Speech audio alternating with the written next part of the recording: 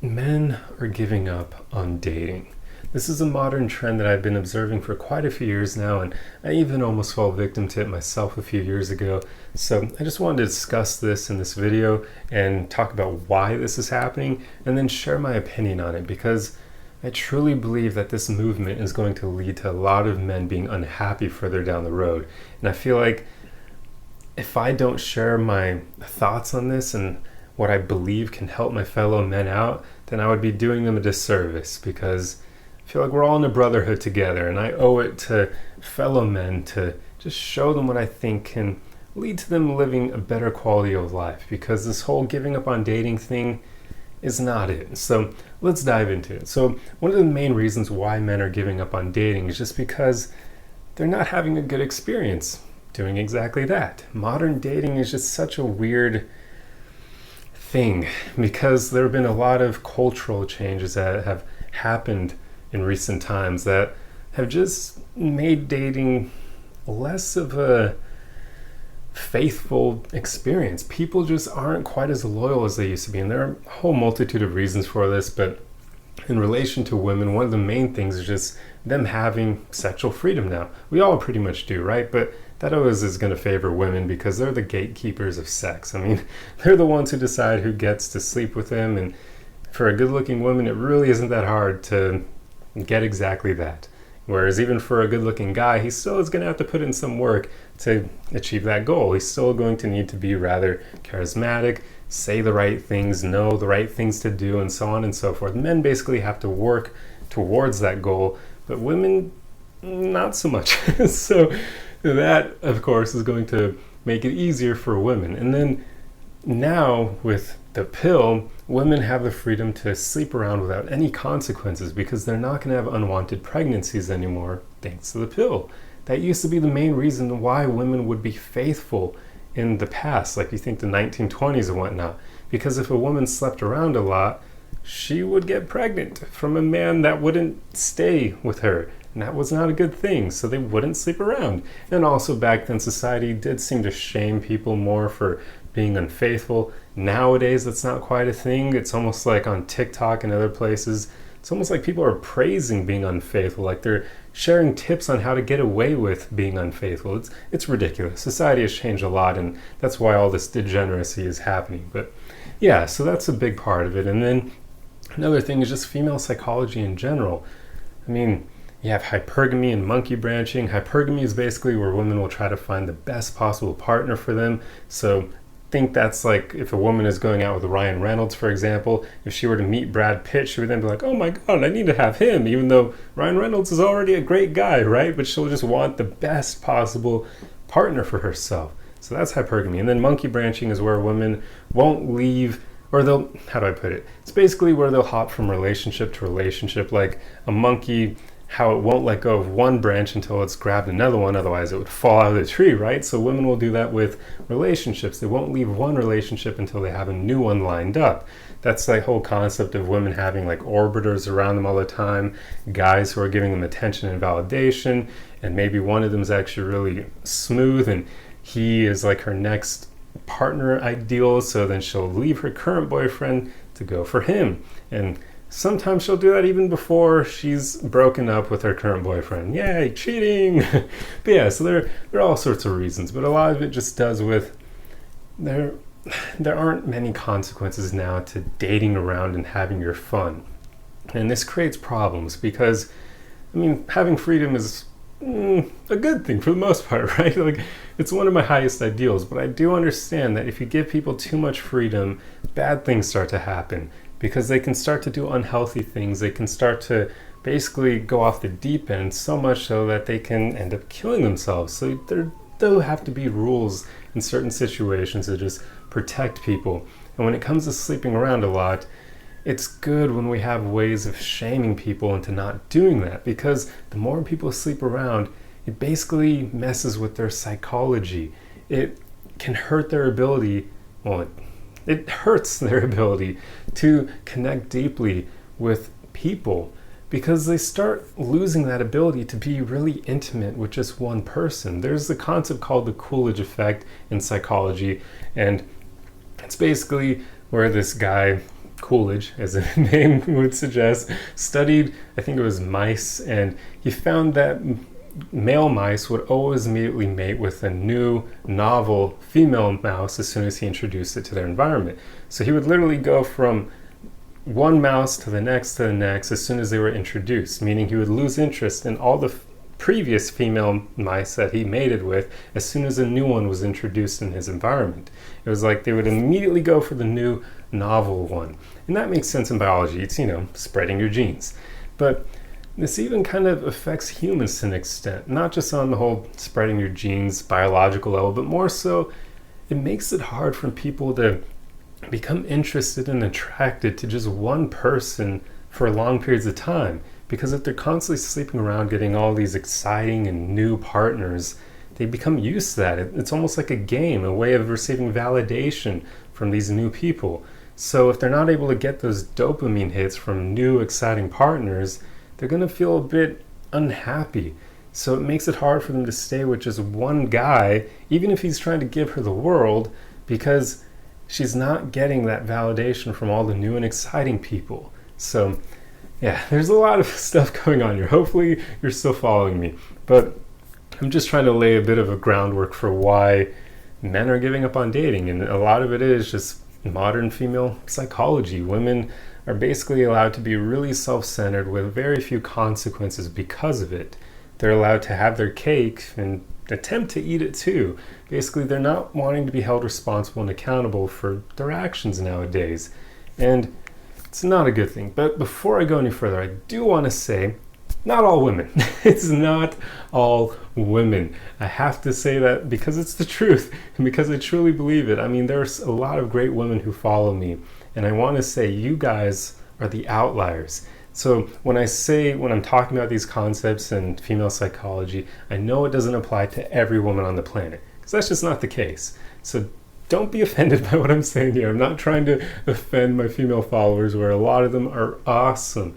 A lot of you are actually the reason why I love talking about these subjects, because you're the examples that I always think of when men are saying all women are the same, or that every woman follows these stupid things and rules. I mean, some of my female followers had never even thought of the concept of hypergamy or monkey branching in their own lives, meaning they've never felt the need to do that. They've never felt the need to leave a great guy for a seemingly even better one. They've never hopped from relationship to relationship. So outliers do exist. And that's one of the main reasons why I wanted to make this video, because a lot of men are giving up on dating because they're putting all women in one box.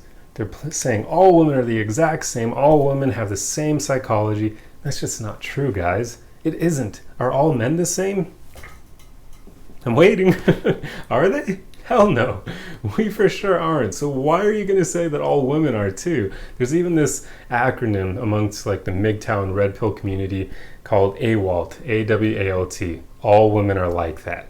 But that's just as bad as like ACAB and other BS like that, or where people say that all men are cheaters. It's like, come on. We can't use these sweeping generalizations because they're just not true. That's not how things work. So guys, the reason I'm making this video is because I do believe that you shouldn't give up on dating. I believe finding a healthy and incredible partner for yourself is important. That will lead to a lot of happiness and fulfillment in your life.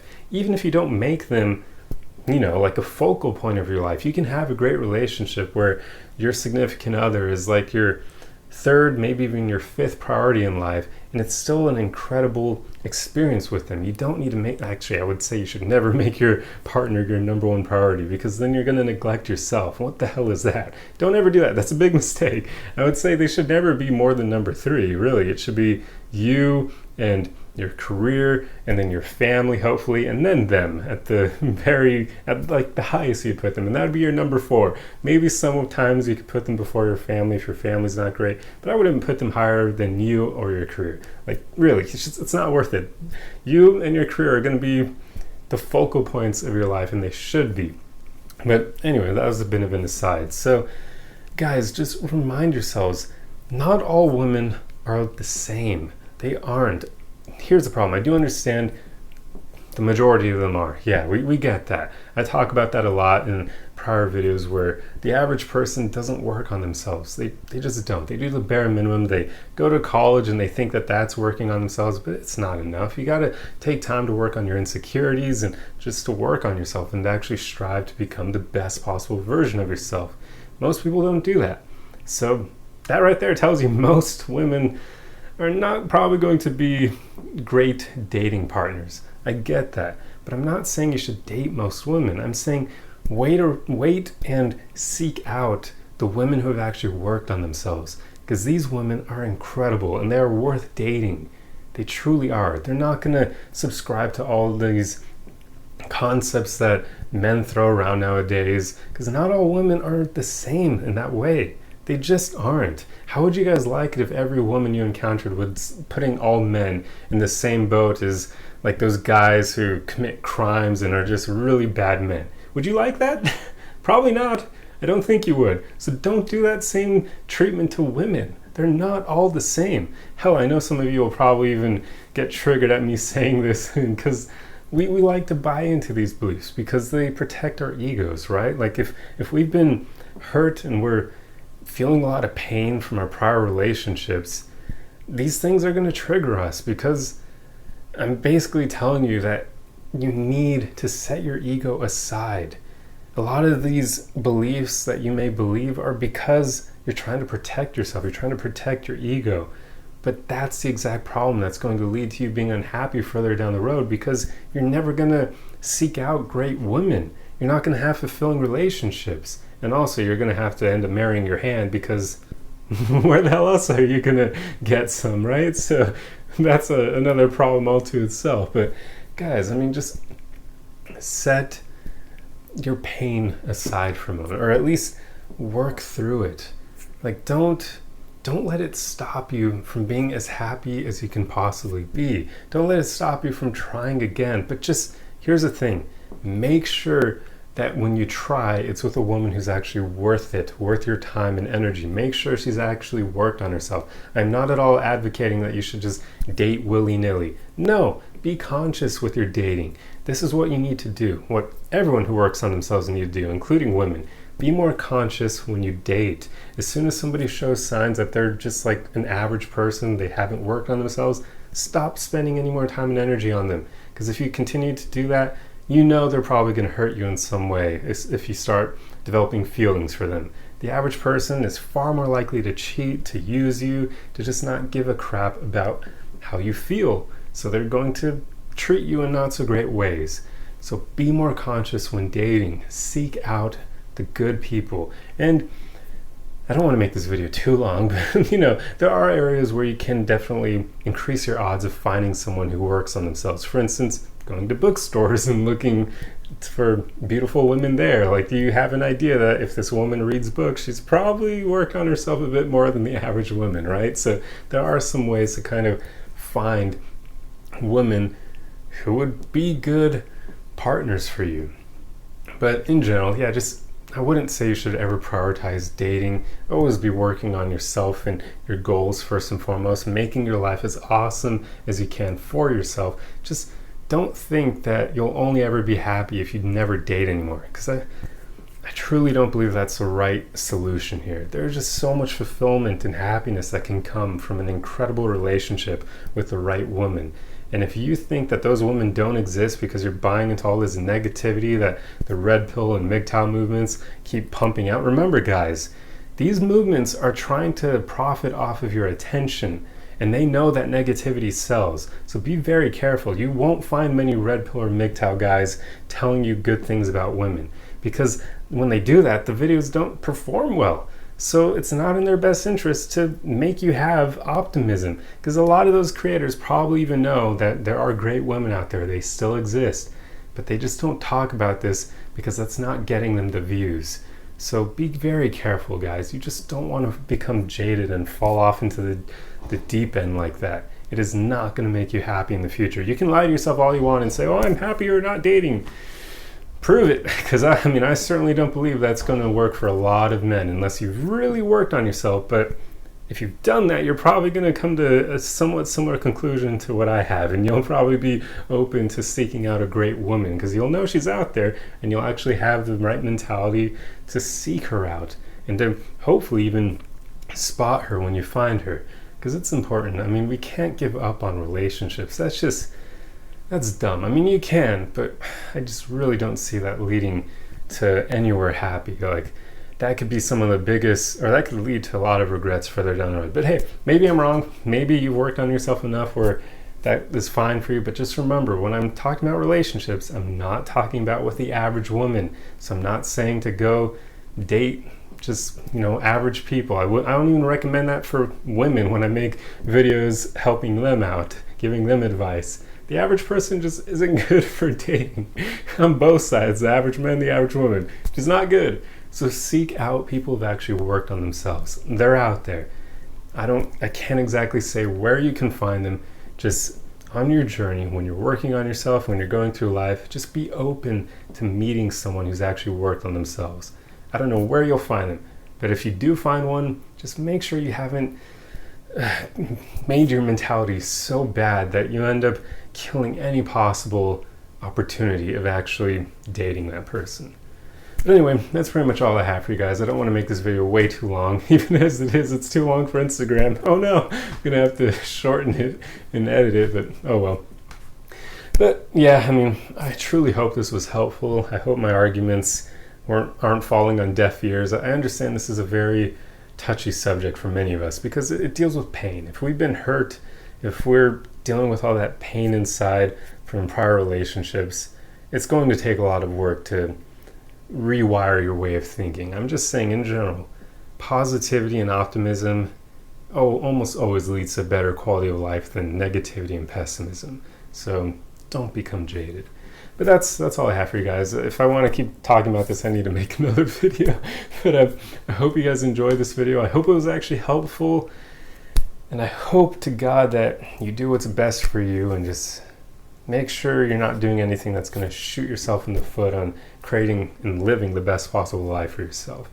But anyway, I'll see you guys in the next video. Arrivederci!